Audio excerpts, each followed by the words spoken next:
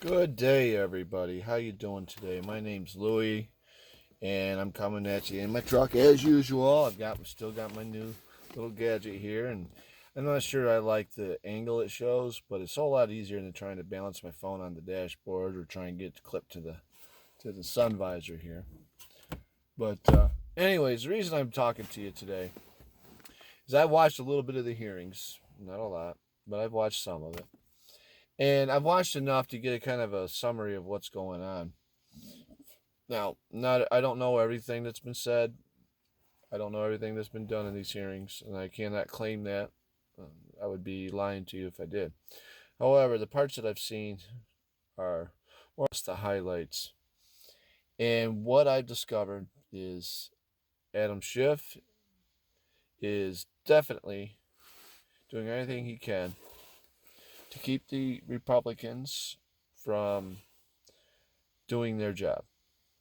He's blocking them in every direction possible. He's limiting them on their questions in the sense that he's not allowing certain questions. He's not allowing certain people to ask questions. In fact, they got this rule that the Republicans can only ask questions from one guy, and then if he goes to give his time off to somebody else, it's got to be somebody from some council.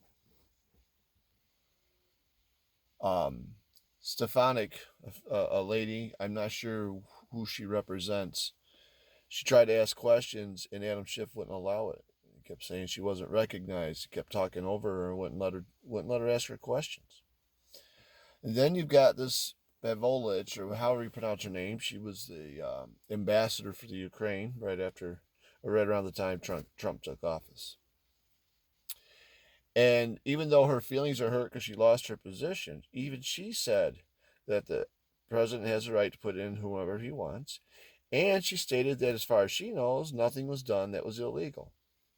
And then you've got um, Taylor and that other dude that was with him. And they said basically the same thing, that as far as they know, nothing illegal was done, even though their noses are bent out of joint over some nonsense that transpired. Nothing illegal. Now, they've got this other dude coming in supposedly this week, Soul Dad or Soul something or other. And he's supposed to have a bombshell. I'm waiting to see what that bombshell is. But I'm going to be honest with you. The star witnesses, the two ambassadors, produced absolutely nothing. So the Soul Band, or whoever his name is, I don't think he's going to have much. I really don't. Can I see the future? No. Do I know for a fact you don't have anything? No. I'm going by the trend. And so far, the trend has been nothing. So, what's actually happening then? If they've got nothing, why are they pursuing this? Well, I only have theories on that. The first theory is, and we already know, they hate Trump, and they're going to do everything they can to make life hell for him. Second theory is, and this is the one that I support the most, there are very powerful individuals in the DNC that doesn't want the Trump administration to find out what's been going on. And the only way they could stop it is to get him out of office. Okay? As we already know, the Attorney General had an investigation going that went from a Q&A kind of thing to a criminal investigation. And there's a lot of DNC individuals involved, and I bet there's a few Republican individuals involved too. All right. They're called the Swamp. That's what we've been referring to them as, is the Swamp. So I'm thinking they might be doing it because they're scared. They're afraid of being found out what they've been doing. They've already found out that Joe Biden basically extorted Ukraine government into firing a prosecutor who was investigating the company his son worked for, Burisma. Burisma is a gas and oil company. Hunter Biden has no experience with gas and oil, and yet he was being paid mega bucks to be on the board.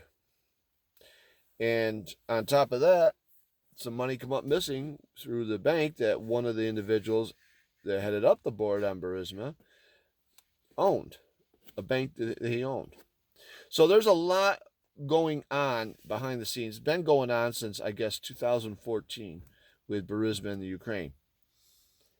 And when Trump says, you know what, we need to get this investigated and get this thing started, they decided to go off the deep end over it because Biden was a political foe. I'm not so sure about that. I don't know when Biden threw his hat in the ring for presidency, but a part of me says he didn't throw his hat in the ring until after the July 25th call, in which case he was not a political foe at the time. Now, there was another call. It came out in like April of last year, or May, someplace in there. And the transcripts are to be released, if they haven't already been.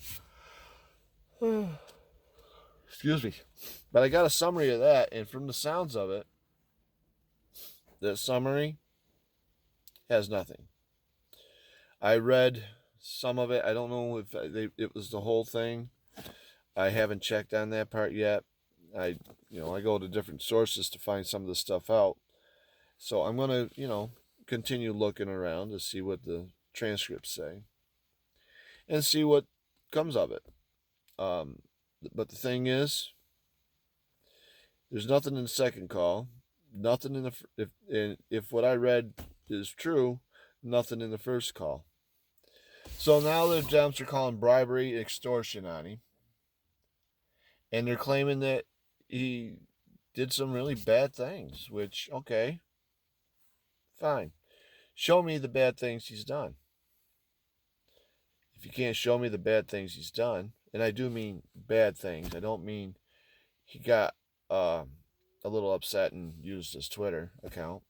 I mean, show me where he abused his power. Then I might agree with him. But they're going off the deep end on things, and quite frankly, some of the stuff they're going off on makes no sense. For example, that Yanukovych girl, the ambassador to the Ukraine prior to being fired, while she was testifying, not before, not after, right in the middle of her testifying, not even during a break, while she sat, President Trump tweeted about her. Adam Schiff pulled his phone out and said, whatever it was that Donald Trump had said, but basically, I'll give you a synopsis of it. But basically, it was this woman was bad at her job. She went to Somalia and things fell apart. And look at what's going on with Ukraine. Okay? He said she was bad at her job. She was no good. That's the basic gist. That's not his exact words. But it ain't going to take much to find out what he said. And Adam Schiff asked her, well, how do you feel about that? And she said, intimidated. Great. She felt intimidated, but you know what? He didn't intimidate the witness because she had already done her witness. They were at the process of asking her questions, and Adam Schiff was just doing a summary. She was finishing up. So there's no intimidation of the witness there. Witness intimidating is what they called it. And there wasn't any. So how in the world can they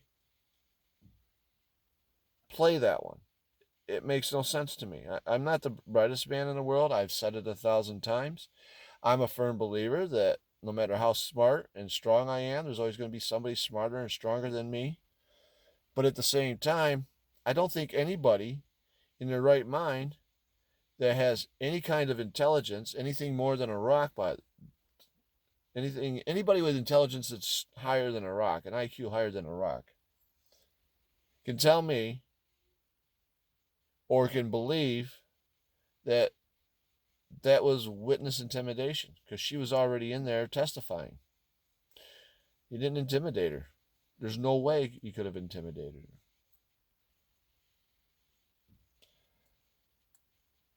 Which brings me to my third theory. I think the Dems are doing it because they think that'll get them reelected. See, when Trump went into office, he's an alpha male. I've said this before in my videos. Trump is an alpha male. And alpha males are famous for getting their way.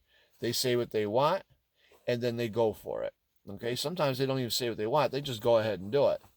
And it upsets a lot of people because they can't get the same results doing what they're doing. And it's because they don't have that alpha style about them. So, anyways, he goes in. They don't like him because he's an alpha male, and they can't railroad him into things. They can't talk him into things because, that's what they do. They talk people into doing things so that they can further themselves financially or with power, politically. And he's not the kind that you can do that with. Okay? And they knew it right from the start. That's why Maxine Waters was calling for impeachment the day after the election, before he was even inaugurated. So I think that has a lot to do with it too. The thing is, he's an alpha male. There is a difference between alpha males and bullies. Okay?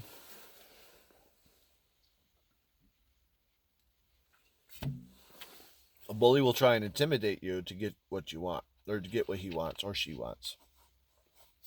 An alpha male, who's not a bully, will work with you or work around you.